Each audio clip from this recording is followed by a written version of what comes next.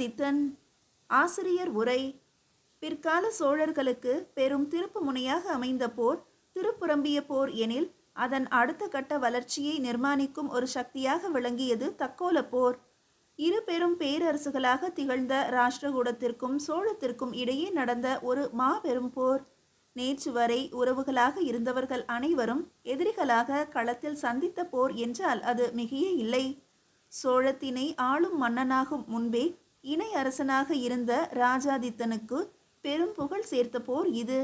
ஆணை மேல் துஞ்சிய தேவர் என்ற புகழ் பெயரோடு காலமெல்லாம் சோழ வரலாற்று பக்கங்களில் ராஜாதித்தனை நிறைத்து வைத்த போர் இது.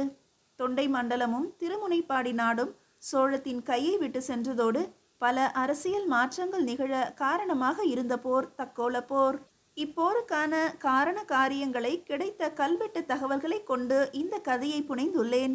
என்றாலும் கங்க மன்னன் பூதுகனின் பார்வையில் ஒருபுறம், ராஜாதித்தனின் படைத்தலைவனான வெள்ளங்குமரனின் பார்வையில் மறுபுறம் என இரண்டு வெவ்வேறு பார்வையில் இந்த கதையை நகர்த்தி சென்றுள்ளேன். ராஜாதித்தன். அத்தியாயம் 1. கல்வெட்டு தகவல்.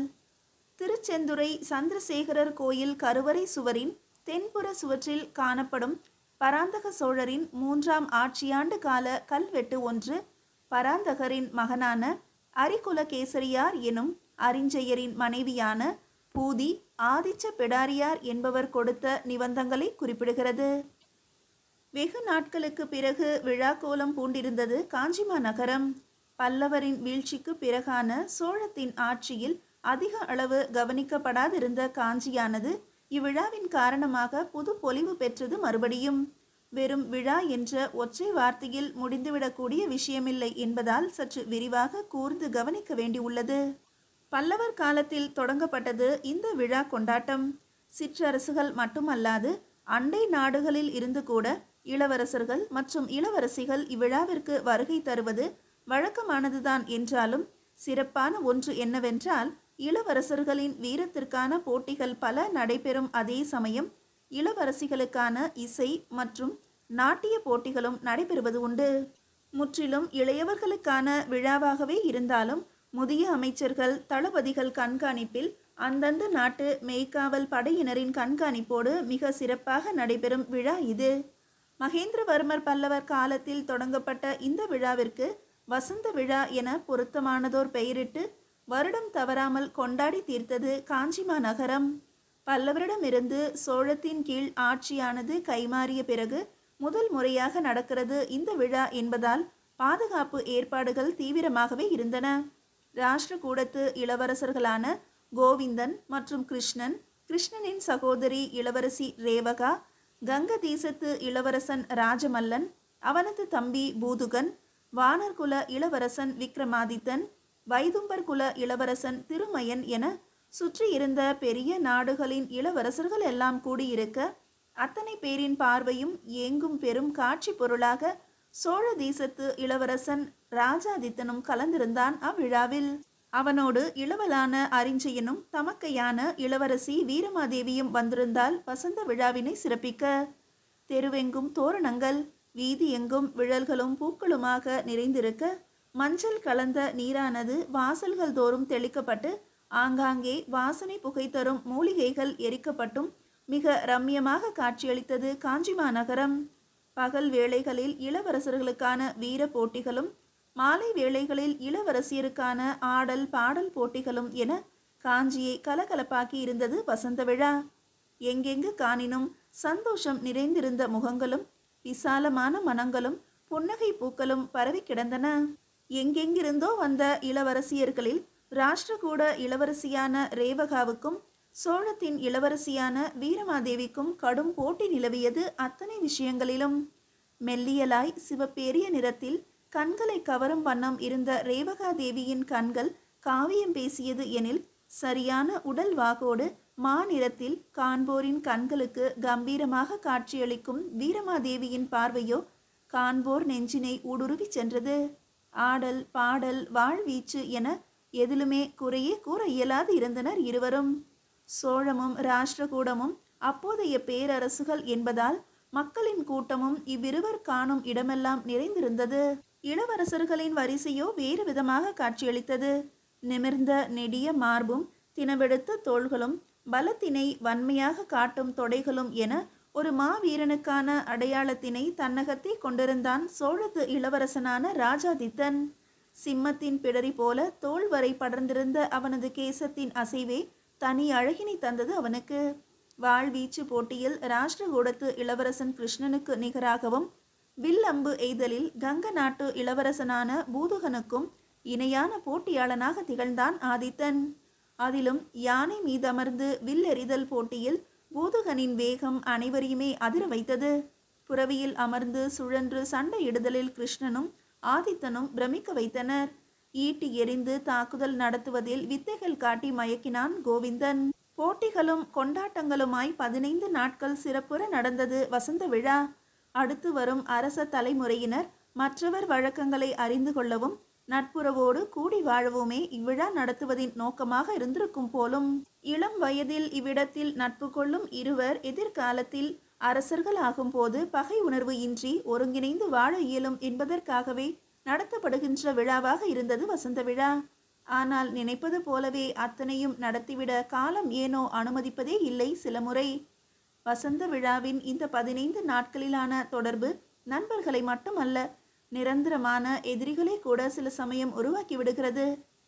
பிரியம் எனும் பெயரில் நேசத்தை வளர்த்துவிட்டு தம் வாழ்க்கை துணையையே கூட தீர்மானம் செய்து வைத்துவிட முடிகிறது. நாளை விடியலில் கலந்து கொண்ட அனைவரும் அவரவர் நாட்டிற்கு திரும்ப வேண்டிய கட்டாயம். இந்த இரவிற்குள் வெளிப்படுத்த முடியாமல் போகக்கூடிய எத்தனையோ உணர்வுகள் அவரவருக்குள்ளேயே எவ்வளவோ உண்டு. சொல்ல வந்ததை சொல்லவே முடியாது பல பேரின் பொழுதுகளை ஈரமாக்கி வைத்திருந்தது அந்த இரவு. வசந்த மண்டபத்திற்கு சற்று தள்ளி இருந்த அந்த தடாகத்து நீரின் அமைதியை அவ்வப்போது வீசும் சிறு கற்களால் கலைத்து கொண்டிருந்தான் ஆதித்தன். இரவின் முதல் ஜாமம் ஆரம்பித்திருக்கும் வேளையில் பால் நிலவின் வெளிச்சமானது நீரில் பட்டு பிரதிபலித்து கொண்டிருந்தது அழகாய். மென்மையாய் வீசிக்கொண்டிருந்த தென்றலானது தடாகத்து நீரில் மூழ்கி குளித்து எழுந்து வந்த காரிகையாய் சில்லென்று ஆதித்தனின் உடல் தொட்டு சிலிர்த்தது. தனிமையிலேயே இனிமை காண்பதுதான் தங்களின் வழக்கமா ஆதித்தரே? குயில் ஒன்று கூவது போன்ற குரலோசை கேட்க லேசாக தலையை திருப்பி பார்த்தான் ராஜாதித்தன். பின்னிருந்து இளவரசி ரேவகா வருவது தெரிந்தது. அவளுடன் வந்த தோழியர் இருவர் சற்று தொலைவிலேயே நின்று விட்டிருந்தனர். அடுத்தவரின் எண்ணங்களை தொந்தரவு செய்துவிடக் கூடாது என்பதில் சற்று கவனத்தோடு இருப்பவன் நான். வேறேதும் இல்லை இளவரசியாரே என்றான் ஆதித்தன் குறுநகையோடு. என்னை ரேவகா என்றே பெயர் சொல்லி அழைக்கலாம் என்று பல முறை கூறிவிட்டேன் தங்களிடம் என்றாள் ரேவகா. இளவரசி என்று அழைப்பதே என் அளவில் வசதியாக உள்ளது என்பதை நானும் தங்களிடம் பல முறை குறிப்பிட்டிருக்கிறேன். பேச்சில் கூட ஒரு ஒட்டுதல் இல்லையே உங்களிடத்தில்? தகுந்த மரியாதையும் தேவையான அளவு நாகரிகமும் உள்ளதே, அது போதாதா இளவரசி? எதிர்கேள்வி கேட்டான் ஆதித்தன். உண்மையான அன்பு இந்த இரண்டையுமே எதிர்பார்ப்பதில்லை என்பது தாங்கள் அறியாததா? மறுக்கவில்லை இளவரசி. அதே சமயம் தேவையற்ற ஒட்டுதலையும் நான் அனுமதிப்பதில்லை என்றான் ஆதித்தன். பெண்ணாகிய நானே வந்து முன்கூறி நிற்பதால் ஏளனமாக போய்விட்டதா என் நேசம்? கோபமாக கேட்டாள் ரேவகா. இல்லை, தேவையில்லாத கனவுகளை வளர்த்து கொள்ள வேண்டாம் என்கிறேன் நான் என்றான் ராஜாதித்தன். கனவா? உங்களை நேசிப்பது என்பது கனவா? அதற்கு தகுதியில்லாதவளா நான் என்று கேட்டாள் ரேவகா. இங்கு தகுதி பற்றிய பேச்சே வரவில்லை இளவரசி. எனக்கான லட்சியம் வேறு என்பதைத்தான் புரிய வைக்க முயற்சிக்கிறேன். ராஷ்டிரகூட பேரரசின் இளவரசி நான் என்பதை நீங்கள் மறந்துவிட்டீர்கள் போலும். அதனால் என்ன இப்போது? வேகமாக கேட்டான் ஆதித்தன். சோழ நாட்டினை வலுப்படுத்துவதுதானே தங்களின் லட்சியம். ராஷ்டிரகூடத்தின் துணை கிடைக்குமெனில் பெரும் வலிமைதானே உங்களுக்கு. தோல் வலிமையால் வென்ற நாடுகளின் துணையோடு போவதுதான் ஒரு அரசிற்கான அழகு என்றான் ஆதித்தன். பெண் கொடுத்தோ பெண் எடுத்தோ உறவு கொண்டாலும் அதுவும் ஒரு அழகுதான் என்றாள் ரேவகா. அப்படி ஒரு நிலைவரின் யோசிக்கலாம் இளவரசி. இப்போதுதான் வந்திருக்கிறதே என் உருவில் ஆதித்தரே, ஏற்றுக்கொள்ள தயக்கம் என்னவோ? உங்களுக்கு புரியவில்லை இளவரசி. காலத்தின் கட்டாயம் வேறு, வாழ்வின் யதார்த்தம் வேறு. உறவுகளால் மட்டுமே எல்லாமும் நிறைந்து விடாது என்றான் ஆதித்தன். சுற்றி வளைத்து கூற வேண்டிய அவசியமே இல்லை அன்பரே.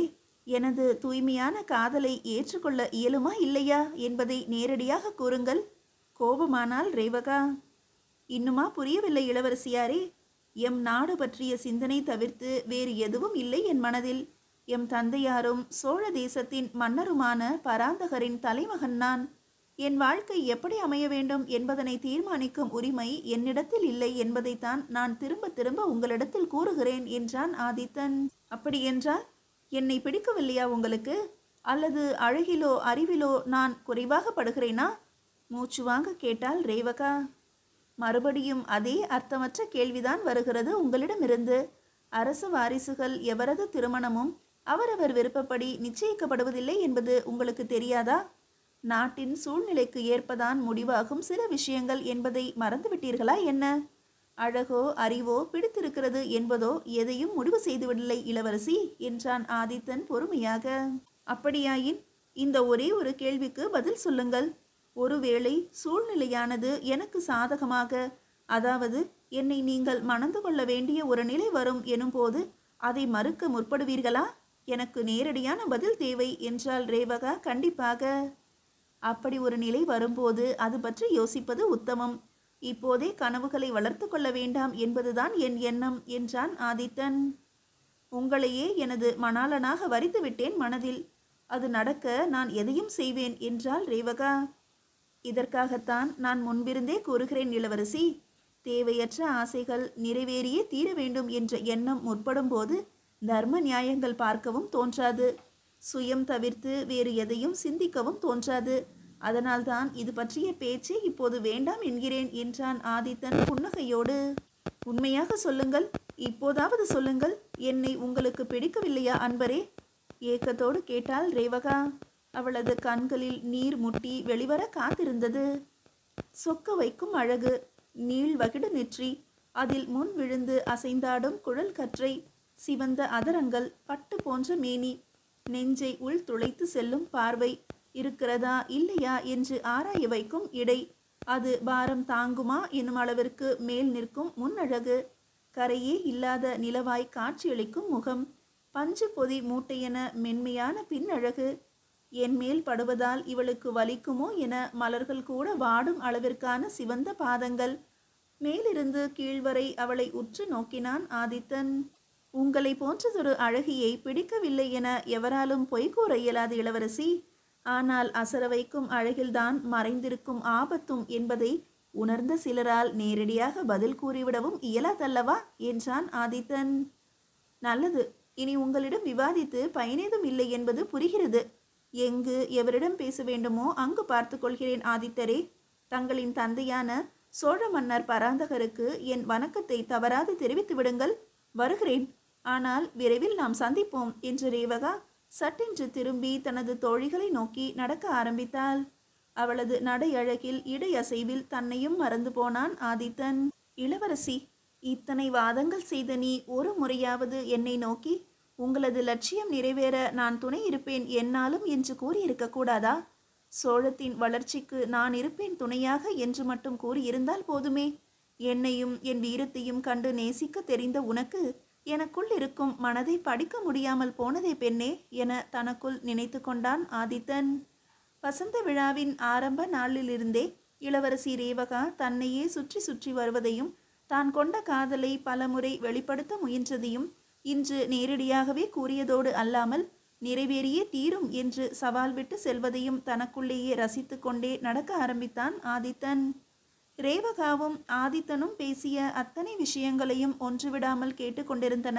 அருகே இருந்த புதரில் அசையாது மறைந்திருந்த இரு ஜோடி கண்கள். அந்த இருவரின் கண்களும் கோபத்தில் சிவந்திருந்தன. இருவரில் ஒருவன் உதடு கடித்தான். தன் தகுதி என்ன என்பதே அறியாது போனாளா ராஷ்டிரகூடத்து இளவரசி? கெஞ்சி கொண்டிருக்கிறாள் அவனிடம்.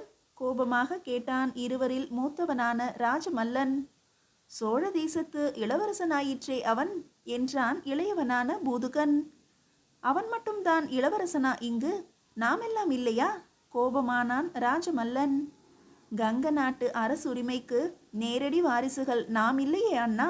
நமது உறவினரான பிருத்வி பீதி மன்னர் என்பதால் இணைப்பாக நமக்கு கிடைத்ததுதானே இந்த இளவரசு பட்டம் என்றான் பூதுகன்.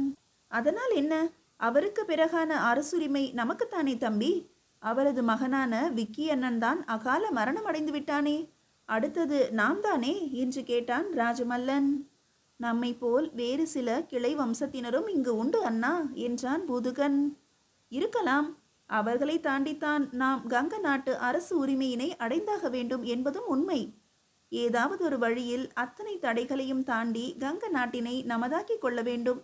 அதற்கு ராஷ்டிரகூடம் போன்ற பெரிய அரசின் உறுதுணை நமக்கு இருப்பின் அது மிகவும் எளிதாகிவிடும். அதற்கான ஒரு வழிதான் இளவரசி ரேவகா. அதையும் அவளே கெடுத்து விடுவாள் போலும் என்று கோபப்பட்டான் ராஜமல்லன். என்ன செய்யலாம் அண்ணா, காலம் நமக்கு சாதகமாக இல்லை போலும் என்று வருத்தப்பட்டான் பூதுகன். சாதகமாக்கி கொள்ள வேண்டியது நமது திறமை தம்பி. அதற்கான வேலைகளைத்தான் முதலில் துவங்க வேண்டும். கங்க நாடு நம்முடையதாக வேண்டும் தம்பி என்றான் உறுதியாக. நிச்சயமாக அண்ணா என்ற பூதுகனின் உள்ளுக்குள் உள்ளூர ஒரு எண்ணம் வஞ்சகமாக தோன்றியது. கங்க நாடு பற்றிய கவலை உன்னுடையது அண்ணா. ஆனால் இளவரசி ரேவகா எனக்குரியவள். எவருக்காகவும் அவளை இழக்க துணிய மாட்டேன் என குரூரமாக சிரித்தது பூதுகனின் மனது. மீதியை அடுத்த அத்தியாயத்தில் காணலாம்.